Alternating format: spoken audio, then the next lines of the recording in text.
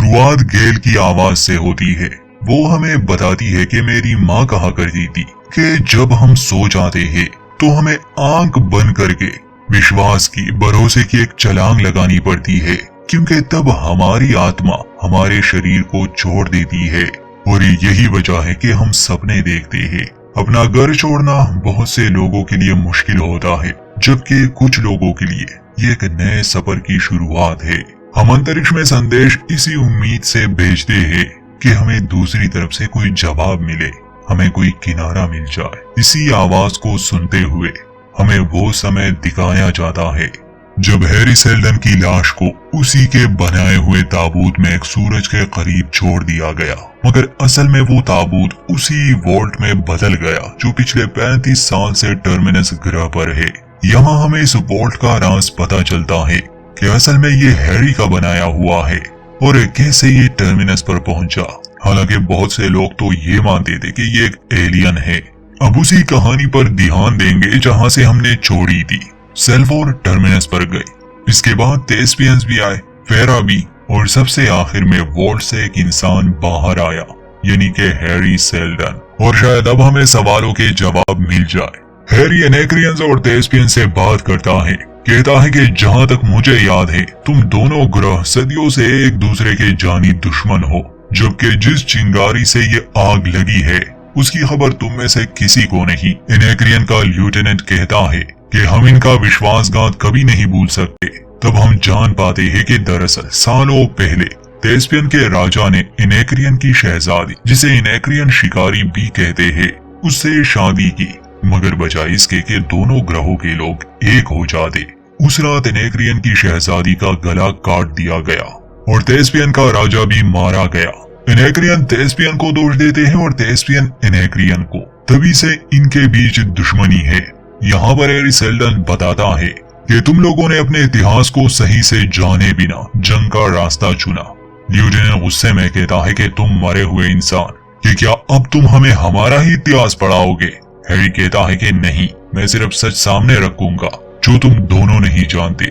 उस रात शहजादी को थेस्पियन राजा ने नहीं बल्कि उस पहले क्लोन ने मरवा दिया था, क्योंकि उसे इस बात का डर था कि शादी से इनेक्रियंस और थेस्पियंस जैसे शक्तिशाली ग्रह एक हो जाएंगे, जो आगे चलकर उसके लिए मुसीबत बन सकती है। उसे बगावत का डर था, इसलिए तुम दोनों के खिलाफ जाने के बजाय उसने तुम दोनों को एक दूसरे के खिलाफ ही लड़वा दिया, ताकि तुम दोनों आपस में सदियों तक लड़ते रहो। और कहना पड़ेगा कि सम्राट अपने मकसद में कामयाब हुआ। ये सच सुनकर सभी हैरान तो रह जाते हैं, मगर विश्वास किसी को नहीं था। थेस्पियन कमांडर कहता है कि चाहे ये लड़ाई जैसे भी शुरू हुई हो, मगर अब क्या, हम सम्राट के खिलाफ नहीं जा सकते, वो बहुत शक्तिशाली है।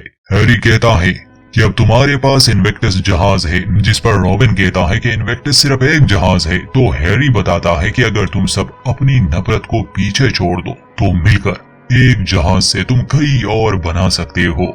यहाँ आकाशगंगा के छोर पर अगर तुम एक हो जाओ, मिलकर काम करो, तो कोई भी साम्राज्य तुम्हारा कुछ नहीं बिगाड़ सकता। ये वो पहला जहाज होगा जिससे तुम बदलाव की शुरुआत करोगे। ये बातें सुनकर फाउंडेशन वालों में से एक कहता है कि हम कोई क्रांतिकारी नहीं है, आपने तो खुद ही कहा था, फिर आप ऐसा कैसे कह सकते हैं? इस पर हैरी कहता है कि शायद मैंने झूठ कहा था। हैरी गेल का पूछता है कि वो कहाँ है, जिस पर सेल्वोर कहती है कि वो यहाँ नहीं आई। सेल्डन हैरानी से पूछता है कि तुम कौन हो, तो सेल्वोर को भी हैरानी होती है कि मैं सेल्वोर हार्डिन हूँ, मैंने वॉल्ट को खोला। हालांकि अभी तक वॉल्ट सेल्वोर को जो संकेत दे रहा था, इसका मतलब तो यही होना चाहिए था कि हैरी ने ही उसकी मदद की, मगर वो तो उसे जानता ही नहीं। हैरी कहता है कि शुक्रिया, तुमने वॉल्ट को खोला। मारी पूछती है कि आपने हमसे झूठ बोला, इसका मतलब कि अभी तक हमने टर्मिनस पर जितना भी समय बिताया, जितनी मुश्किलें झेली, उसका कोई मतलब नहीं था। हैरी जवाब देता है कि ऐसा नहीं है, तुम साम्राज्य के नजरों से दूर रहे। ज्ञान इकट्ठा करना तो बहाना था, असल में तो हमें लोग इकट्ठा करने हैं। वो टर्मिनस वासियों की तरफ इशारा करता है और कहता है कि तुम वो लोग हो जिन्होंने इस ग्रह पर जीना सीख लिया है। तुम एक नई सभ्यता की नींव रखोगे, और तुम थेस्पियंस और इनेक्रियंस, अगर तुम सब एक हो जाओ तो भविष्य तुम्हारा होगा। विकसित होना मानव जाति की फितरत है। मगर इस प्रक्रिया को जेनेटिक डायनेस्टी के द्वारा रोक दिया गया है। वो सदियों से बस हमें एक ही कहानी सुना रहे हैं, मगर अब समय आ गया है कि हम अपनी कहानियां भी लिखना शुरू कर दें। हमें भी आगे बढ़ना है। हैरी का ये भाषण सुनकर रॉबिन पूछता है कि चलो मान लिया, जो तुम सोच रहे हो वैसे ही हो जाए, हम एक हो जाए, मगर हम साम्राज्य के नजरों से कैसे बचेंगे? यहाँ उनका एक इंपीरियल जहाज क्रैश हो चुका है। छानबीन के लिए यहाँ लोग भेजे जाएंगे, जिस पर हैरी कहता है कि वो यहाँ नहीं आएंगे। अगर उन्हें पता चले कि यहाँ सब कुछ नष्ट हो चुका है, तुम सब खत्म हो चुके हो। वो समझाता है कि अगर वो इन्वेक्टस शिप को सूरज के करीब ले जाकर टर्मिनस से एक खास फासले पर रख के फिर उसके क्वांटम ड्राइव को एक्टिवेट कर दे, तो एक मेगा फ्लेयर बन जाएगा, जो कि एक डेड प्लेनेट को दर्शाता है। और एक डेड प्लेनेट की रेडिएटिंग एनर्जी इतनी ज्यादा होती है कि जो कुछ भी उसके करीब आता है वो भस्म हो जाता है। एम्पायर को लगेगा कि टर्मिनस भी एक डेड प्लेनेट है, और इस तरह तुम लोग उनकी नजरों से छुपे रहोगे। तुम आजाद हो जाओगे कुछ भी करने के लिए। तुम सब एक हो जाओ, मिलकर काम करो। इस पर मारी कहती है कि अगर हमने सम्राट के खिलाफ ही काम करना था, एक जंग की तैयारी करनी थी, तो तुमने हमें फाउंडेशन बनाने को क्यों कहा? हैरी जवाब देता है कि फाउंडेशन का मकसद ज्ञान का इकट्ठा करना नहीं था, बल्कि लोगों को इकट्ठा करना था मारी। और आज तुम सबको अपने सामने देखकर मैं जान चुका हूँ कि फाउंडेशन सही दिशा में चल रहा है। जरा सोचो, क्या मैं सम्राट के सामने ये कह सकता था कि हमें टर्मिनस पर भेज दो ताकि हम वहाँ अपनी सेना बना सके? दोस्तों, वैसे एक बात है, हैरी सेल्डन ने तो हम सबको चूना लगा दिया। शुरू में वो इंसाइक्लोपीडिया गैलेक्टिका की बातें किया करता था। वैसे ये प्लान सुनने में बड़ा दमदार लगता था, मगर असल में हैरी साम्राज्य से एक युद्ध की तैयारी में था। और तो और ये फाउंडेशन वाले तो जानते ही नहीं कि एक और हैरी भी है जिसने दूसरा फाउंडेशन भी बना लिया है, और पहले फाउंडेशन को वो बस धोखा कह रहा है। अगर फाउंडेशन का मकसद ज्ञान को इकट्ठा करना नहीं है और युद्ध लड़ना भी नहीं है, तो आखिर हैरी सेल्डन ने ऐसा क्या देखा भविष्य में? ये तो आने वाली कहानी में पता चलेगा। Back to the main story. Polly, जो कि बच्चा था, हैरी से पूछता है कि क्या भूत हो, तो हैरी जवाब देता है कि लगता तो ऐसा ही है। उनमें से एक लड़का उसे छूता है तो हमें समझ आती है कि ये एक एडवांस किस्म का होलोग्राफ है। बच्चे हैरी से पूछते हैं कि आखिर आपने ये सब कैसे किया, तो हैरी बताता है कि मरने से पहले मैंने खास किस्म की गोली निगल ली थी, और मरने के बाद मेरे अंदर करोड़ों सेल्फ रिफ्लेक्शन मॉलिक्यूल्स बने। तो जब मेरे ताबूत को अंतरिक्ष में छोड़ दिया गया, उन मॉलिक्यूलर मशीनों ने मेरे शरीर के सभी टिश्यूज को इस वॉल्ट में बदल दिया। ये जानकर सेलबोर पूछती है कि पूरा समय आप यहीं पर थे, तो आपने कुछ किया क्यों नहीं, हमारे सामने क्यों नहीं आए? हैरी कहता है कि मैं जागा नहीं था, इनेक्रियंस के आने के बाद ही वॉल्ट एक्टिवेट होने लगा। पॉली हैरी से पूछता है कि क्या हम दोबारा मिलेंगे? हैरी जवाब देता है कि हाँ, जरूर मिलेंगे। सदियां तो पलक झपकते ही गुजर जाती है पॉली, मगर साम्राज्य के साथ युद्ध तय है। दोस्तों, इस छोटे पॉली को याद रखिए। जाते जाते सेलबोर्ड हैरी से पूछती है कि आपने मुझे जो विजन्स दिखाए थे उसका मतलब क्या था? हैरी को ताज्जुब होता है, पूछता है कि कौन से विजन्स? तो सेलबोर्ड कहती है कि मुझे जो छोटा लड़का नजर आता है वो मुझे इनेक्रियंस तक ले गया था। हैरी मुड़ता है और कहता है कि सेलबोर्ड हार्डिंग, जो भी संकेत तुम्हें मिल रहे थे माफ करना, मगर वो मेरी तरफ से नहीं थे। इसके बाद हैरी उस वॉल्ट में चला जाता है और वॉल्ट फिर से बंद हो गया। यहाँ मौजूद हर इंसान ने हैरी को देखा। खैर, बाद में मारी सेलबोर्ड से कहती है कि हैरी ने हमसे सब कुछ छुपाया, उसने हमें पूरे प्लान के बारे में कभी बताया ही नहीं। अगर मुझे पता होता तो मैं कभी यहाँ ना आती। सेलबोर्ड कहती है कि इससे क्या फर्क पड़ता है माँ, आप ये तो मानती है ना कि साम्राज्य का अंत होगा, हम तो बस अपने हिस्से का काम कर रहे हैं। सेलबोर्ड को परेशान पाकर मारी इसकी वजह पूछती है, तो सेलबोर्ड कहती है कि मुझे हमेशा से लगता था कि वॉल्ट से मेरा कोई संबंध है। आप भी कहा करती थी कि मैं खास हूँ। मुझे लगता था कि हैरी मुझे कुछ बताना चाहता था, कुछ समझाना चाहता था, लेकिन अब जबकि मैं जानती हूँ कि इसका हैरी से कोई लेना देना नहीं है, तो मुझे कुछ समझ नहीं आ रहा। क्या वो सभी विजन्स झूठे थे, मेरी कल्पना थी, या मैं पागल हूँ? मारी कहती है कि नहीं, तुम बहुत खास हो बेटा, भूलो मत कि सिर्फ तुम ही उस वॉल्ट के करीब जा सकती हो, और उसे खोलने वाली भी तुम थी। देखो ना, इतना सब होने के बाद भी तुम जिंदा हो। मुझे विश्वास है कि तुम्हें अपने सवालों के जवाब मिल जाएंगे। इसके बाद सेल्वोर रॉबिन के पास जाती है, जो फेरा के सम्मान में वहाँ एक पौधा लगा रहा था। सेल्वोर उसकी मदद करती है और रॉबिन भी दोस्ती का हाथ बढ़ाता है। वो फेरा का धनुष उसे तोहफे में देता है। फिर हमें दिखाया जाता है कि समय तेजी से गुजरता है। वो पेड़ अब बड़ा हो चुका है और बैकग्राउंड में हम गेल की आवाज सुनते हैं कि हैरी सेल्डन के शब्दों ने लोगों की सोच पर गहरा असर किया। उन्होंने अपने दिलों से नफरतों को खत्म किया और वो एक हो गए। दूर दूर से लोग टर्मिनस पर आबाद होने के लिए आना शुरू हो गए। हम देखते हैं कि अब इन्वेक्टस जहाज भी ठीक हो चुका है और यूगो उसका कप्तान है। अगले 18 महीनों में वो दूसरा जंगशिप भी तैयार कर लेंगे। रात में सेल्वोर को फिर से कुछ विजन्स आते हैं और वो वोल्ट के पास आती है। उसे वहाँ एक छोटी बच्ची नजर आई जो वोल्ट की तरफ भाग रही थी। सेल्वोर उसका पीछा करती है और उसकी आंखों के सामने ही वो लड़की गायब हो जाती है, जैसे वो पानी में कूद गई हो। खैर ये बच्ची असल में गेल डॉर्नी की है। इसके बाद वो मारी के पास आती है। सेल्वोर अपने विजन्स के बारे में बात करती है, पूछती है कि वो बच्ची कौन है जो सिनेक्स ग्रह पर रहती है। तो यहाँ पर मारी एक बहुत बड़े राज से पर्दा उठाती है। मारी बताती है कि टर्मिनस के सफर के दौरान गेल प्रेग्नेंट थी, क्योंकि हमारा जहाज प्रेगनेंसी के लिए सुरक्षित नहीं था, इसलिए गेल के एम्ब्रियो को ट्यूब में रखा गया। सिर्फ उसका नहीं बल्कि काफी औरतों का, क्योंकि हमें टर्मिनस भी तो आबाद करना था। मगर बीच सफर में वो हादसा हुआ, मतलब हैरी की मौत। हाँ, ये बात है कि वो एम्ब्रियो मारी के वूम में ही बड़ा हुआ, यानी कि सेल्वोर कुदरती तौर पर जन्मी है। मारी ने उसे जन्म दिया था, मगर बाकी वो रैश और गेल की बेटी है। ये काफी बड़ा राज सेल्वोर से छुपाया गया था। ये सुनकर सेल्वोर हैरान रह जाती है। वो मारी से कहती है कि शायद वो इसीलिए अलग है क्योंकि उसकी माँ खास थी, और शायद अब तक जो भी मैं देख रही थी ये सब मुझे गेल दिखा रही थी। मैं उनका अतीत देख पाती हूँ। मारी पूछती है कि तुम्हें इतना यकीन कैसे है। सेल्वोर कहती है कि इन सवालों के जवाब तो मुझे गेल ही दे सकती है, इसलिए मैं उसे ढूंढने जाऊंगी। मैं उस ग्रह पर जाऊंगी जहाँ से गेल आई थी, यानी कि सिनेक्स। मारी कहती है कि इन सबको हुए 40 साल बीत चुके हैं, हमें नहीं पता वो जिंदा है भी या नहीं। सेल्वोर कहती है कि मुझे यकीन है वो जिंदा है और शायद दोबारा मुझ में इतनी हिम्मत ना आए। मैं असलियत जानना चाहती हूँ।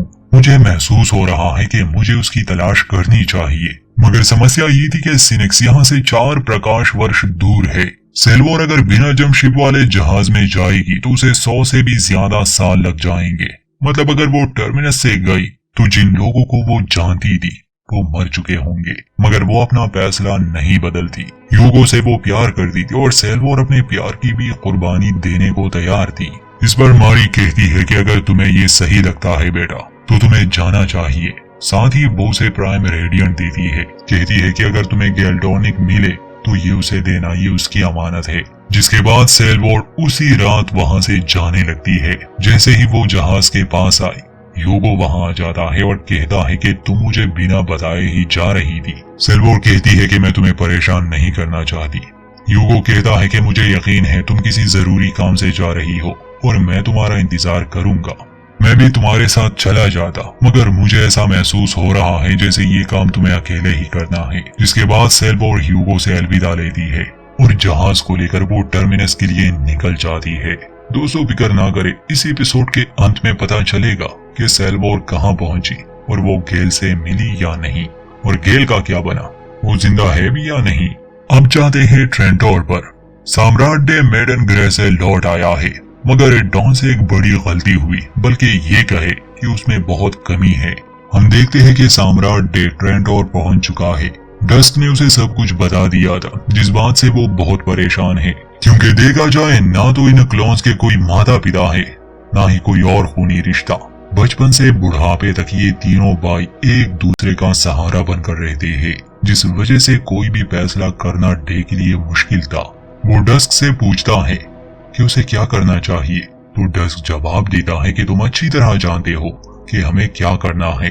हर क्लोन का एक बैकअप होता है, तो अगर डॉन को मार दिया जाए, उसी उम्र का एक नया क्लोन जगाया जाएगा और उसे अपनी मौत याद नहीं रहेगी। खैर सम्राट डे डॉन से मिलने जाता है, जो बहुत डरा हुआ था। डे उसकी हथकड़ी खोलता है और पूछता है कि तुम कब से जानते थे कि तुम हमसे अलग हो। डॉन जवाब देता है कि शुरू से, लेकिन मैंने कोशिश की तुम जैसा बनने की, और मैं बचपन से तुम्हें अपना पिता मानता था, लेकिन मैं गलत था। तुम मेरे पिता नहीं हो, हमारे कोई माता पिता नहीं है, हम तो बस एक इंसान की गूंज है। बताओ क्या तुमने कभी नहीं चाहा कि तुम इस महल से बाहर चले जाओ? ये जो हम पर बड़ी बड़ी जिम्मेदारियां हैं, इससे कहीं दूर जाने का तुमने नहीं सोचा? ये बातें सुनकर सम्राट डे काफी जज्बाती हो जाता है और वहां से चला जाता है। इसके बाद सम्राट डे ज़ोरा से मिलता है। उससे बात करते हुए वो कहता है कि तुमने मुझसे मेरा सब कुछ छीन लिया। डॉन को मैं अपना बेटा मानता हूँ, तुम्हें इसकी सजा जरूर मिलेगी। क्या कभी तुमने अपने विरासत के बारे में सोचा है कि जब तुम मर जाओगी तो कौन तुम्हें याद रखेगा? यानी कि तुम्हारा परिवार, तुम्हारे दोस्त। सम्राट डे बताता है कि तुम्हारी इस गलती की वजह से अब मैं तुम्हारी पूरी विरासत को मिटा दूंगा। हर वो शख्स जो तुम्हारा नाम भी जानता है, उसने कभी तुम्हें देखा भी है, उन्हें मैंने ढूंढ निकाला है और ये 1551 लोग हैं। मेरे एक इशारे पर ये सभी लोग मारे जाएंगे। इस ब्रह्मांड में ऐसा कोई भी इंसान नहीं होगा जो तुम्हें जानता हो। ज़ोरा की तो बोलती बंद हो गई थी। फिर सम्राट डे इशारा करता है, यानी कि ये सभी लोग अब मर चुके हैं। वो कहता है कि अब तुम इस दुनिया में बिल्कुल अकेली हो, लेकिन तुम्हें इतनी आसान मौत नहीं मिलेगी। मैं तुम्हें जिंदा रखूंगा। तुम अपनी पूरी जिंदगी एक अंधेरे कमरे में गुजारोगी, जहाँ ना तुम कुछ देख सकोगी, सुन सकोगी, ना ही सूंघ सकोगी। तुम्हें खाना भी दिया जाएगा तो नसों में। तुम मौत मांगोगी मगर तुम्हें मौत नहीं मिलेगी। तुम जिंदा रहोगी और ये सब महसूस करोगी। हर पल तुम्हें अपनी ये गलती याद आएगी। वैसे ये काफी खतरनाक सजा थी। इसके बाद डिमर्जल डॉन को लेने आती है। डॉन डिमर्जल से पूछता है कि अब आप मुझसे नफरत करती है ना? डिमर्जल जवाब देती है कि नहीं, बल्कि मैं तो तुमसे प्यार करती हूँ। डॉन पूछता है कि ये सब तुम्हारे प्रोग्राम में है इसलिए ना? डिमर्जल कहती है कि प्यार इंसान का हो या रोबोट का, एक प्रोग्राम ही होता है। जब एक माँ अपने बच्चे को देखती है तो उन दोनों के ही ब्रेन वेव्स मैच करते हैं।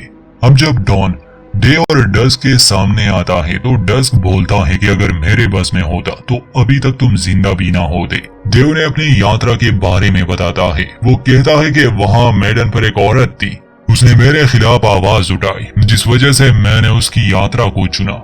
मैंने नंगे पैर अपना सफर किया और तब मैंने जाना कि कभी कभार हमें झुकना ही पड़ता है और अगर हम झुकेंगे नहीं तो हमारी कमर टूट सकती है। इसलिए मुझे लगता है कि हमारे डॉन को मौका देना चाहिए। शायद समय आ गया है कि हम क्लियोनिक डायनेस्टी का रुख थोड़ा मोड़ दे।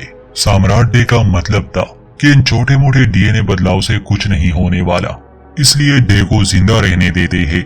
ये सुनकर सम्राट डस्क भड़क जाता है और कहता है कि अगर गैलेक्टिक काउंसिल को इस बारे में खबर मिली, हमारा राज खत्म हो जाएगा। डस्क डे पर हाथ उठाता है और ये सब देखकर डॉन रोने लगा। वो डिमर्जल के गले लग जाता है, कहता है कि मुझे मरने से बचा लो। दोनों सम्राट एक दूसरे के खिलाफ हो गए और जब डिमर्जल को महसूस होता है कि अब बात बिगड़ने वाली है तो वो अपने हाथों से ही डॉन की गर्दन तोड़ देती है। तुरंत ही उसकी मौत हो गई। ये देखकर सम्राट डे को बहुत गुस्सा आता है तो डिमर्जल कहती है कि मैं इस साम्राज्य से वफादार हूँ, इसीलिए मैंने वही किया जो मेरा फर्ज था। और डे उसे कुछ भी नहीं कह पाता क्योंकि यही एक सही फैसला था।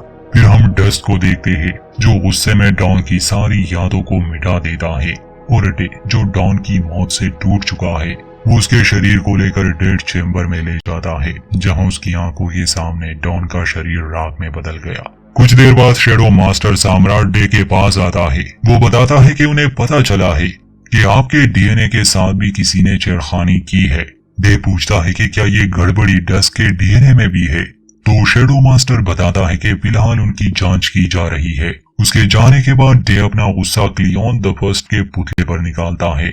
वहीं दूसरी तरफ जब डिमर्जल अपना चेहरा ठीक कर रही थी तो वो भावुक हो जाती है क्योंकि आज उसने किसी को मारा जो उसके लिए बेटे की तरह भी था। गुस्से में आकर वो अपने पूरे चेहरे को बिगाड़ कर चिल्लाने लगती है और यहीं पर हमें डिमर्जल का असली चेहरा नजर आता है। इस एपिसोड के अंत में हम गेल को उसके क्रायोपोड में देखते हैं। 138 साल के लंबे सफर के बाद आखिरकार वो सिनेक्स पर पहुंच जाती है। वहां पहुंचकर वो देखती है कि उसका पूरा ग्रह डूब चुका है। अब वो एक वीरान ग्रह है, एक भी इंसान नहीं था वहां, जैसे कि उसने अनुमान लगाया था।